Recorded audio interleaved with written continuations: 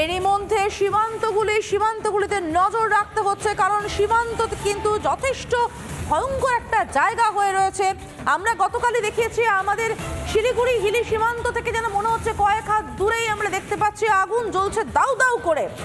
ত্রিপুরা বাংলাদেশ সীমান্তে ছবি এই মুহূর্তে দেখতে পাচ্ছেন, যেখানে বাহিনী মোতায়েন রয়েছে। বাড়তি নিরাপত্তা আখাউড়া সীমান্তে সিল করা হয়েছে ত্রিপুরা বাংলাদেশ সীমান্ত, যেখানে সারি সারি ট্রাক লরি দাঁড়িয়ে আছে। সেখান থেকে এক্সক্লুসিভ রিপোর্ট তুলে ধরলেন আমাদের প্রতিনিধি কিশলয়।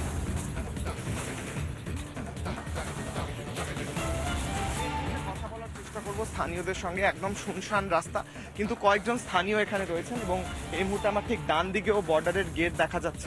এই দিক দিয়েও গেলে বর্ডার পৌঁছানো যায়। এই মুহূর্তে দাঁড়িয়ে বাংলাদেশের ওপারে অস্বাভাবিক পরিস্থিতি। আপনারা স্থানীয়, এখানে আপনি বসেছিলেন আমি দেখলাম। তো আজকে কি বেশি শুনশান লাগছে এবং বর্ডারও দেখছি বন্ধ রয়েছে? আজকে এখানে অনেক শুনশান রয়েছে, কারণ বর্ডারের ওইদিকে একটু গন্ডগোল হচ্ছে, তার জন্য এখানে একটু শুনশান রয়েছে।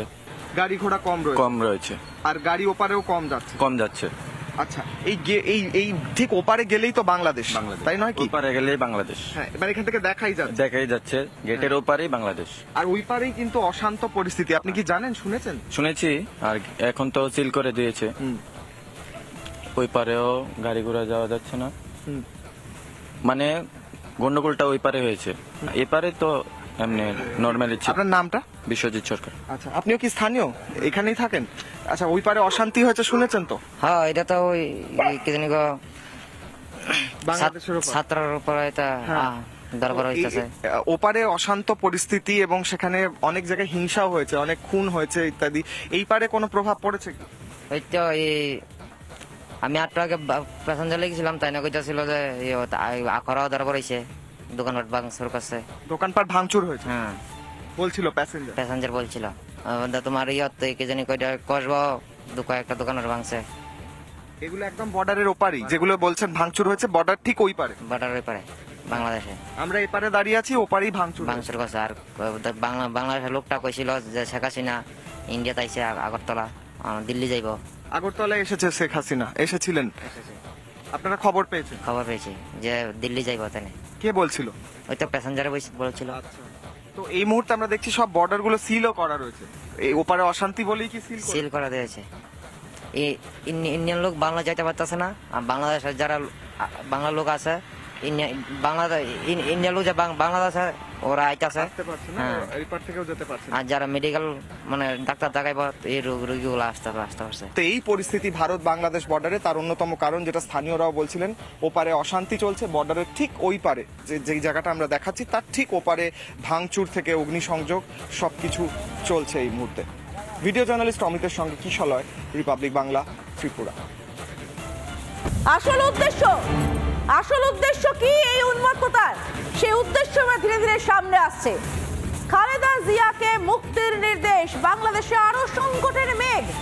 খালেদা জিয়ার মুক্তির নির্দেশ এবং সর্বসম্মতিক্রমে নাকি এই মুক্তির নির্দেশ দেওয়া হয়েছে। রাষ্ট্রপতি নির্দেশ দিয়েছেন খালেদাকে মুক্তির নির্দেশ রাষ্ট্রপতির। একাধিক দুর্নীতিতে অভিযুক্ত খালেদা জিয়া জেলবন্দি ছিলেন। প্রাক্তন প্রধানমন্ত্রী খালেদা জিয়া জেলবন্দি ছিলেন, তাকে মুক্তির নির্দেশ রাষ্ট্রপতির, এবং এই নির্দেশ নাকি সর্বসম্মতিক্রমে হয়েছে।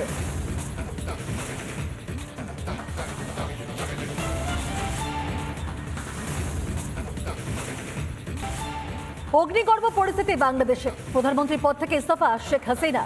আন্দোলনকারীদের দখলে গণভবন, পুড়িয়ে দেওয়া হয় শেখ হাসিনার কার্যালয় পর্যন্ত। ভাঙচুর চলে সদ্য প্রাক্তন স্বরাষ্ট্রমন্ত্রীর বাসভবনে। হাতুড়ি মেরে ভাঙা হলো বঙ্গবন্ধু মুজিবুর রহমানের মূর্তি। এই পরিস্থিতিতে যাতে ভারতে অশান্তি না ছড়ায়, ঠিক সেজন্য সীমান্তে বাড়ানো হয়েছে নিরাপত্তা। গেদে, পেট্রাপোল, ঘোজাডাঙ্গায় চলছে সেনা টহলদারি। দেখুন।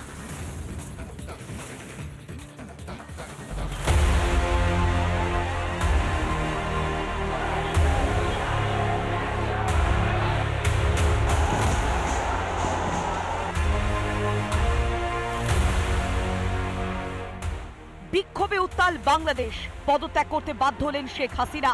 সেনার দখলে পদ্মা পারে দেশ, তারপরও চলছে বাংলাদেশ। গণভবনের দখল নিয়েছে আন্দোলনকারীরা। শেখ হাসিনার ঘরে তাণ্ডব আন্দোলনকারীদের।